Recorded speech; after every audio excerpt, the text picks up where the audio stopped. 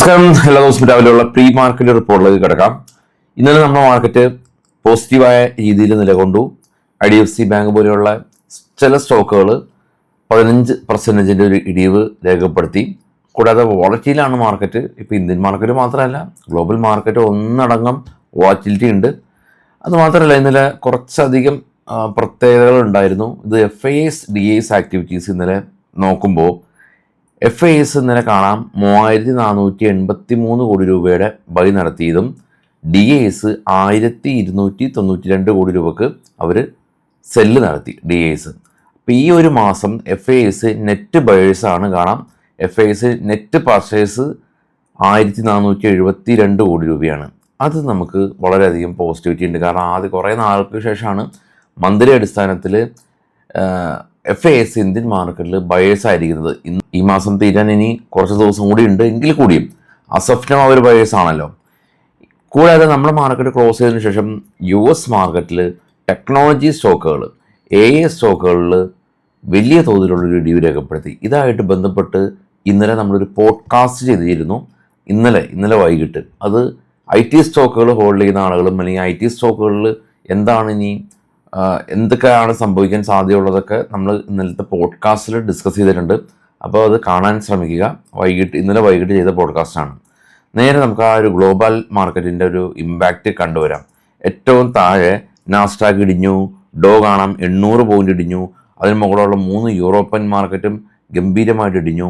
ഇനി ഏറ്റവും ടോപ്പിലേക്ക് പോകുകയാണെങ്കിൽ ഗോൾഡ് 58 പോയിന്റ് ഇടിഞ്ഞു, സിൽവർ 85, ബിറ്റ്കോയിൻ ഫർദറായിട്ട് ഇടിഞ്ഞു.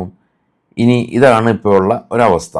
കൂടാതെ ഗ്ലോബൽ US മാർക്കറ്റിൽ ലിസ്റ്റ് ചെയ്ത ഇന്ത്യൻ IT കമ്പനിയുടെ അവസ്ഥ നോക്കി.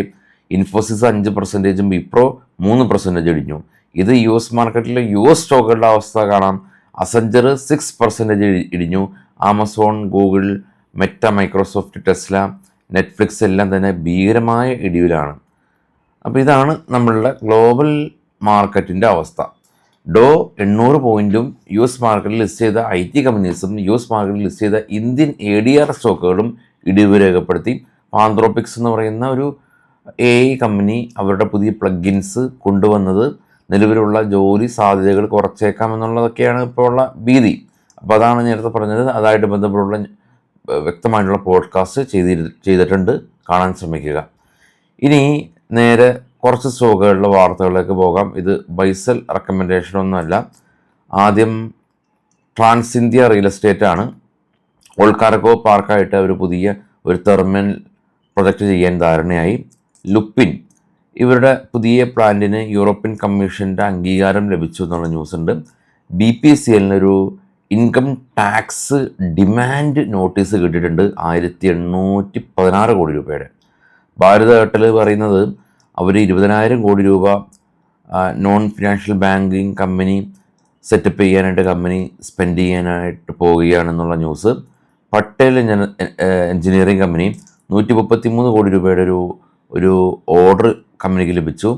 HFCL കമ്പനി ഇവർക്ക് ഇന്ത്യൻ ടെലികമ്മ്യൂണിക്കേഷൻ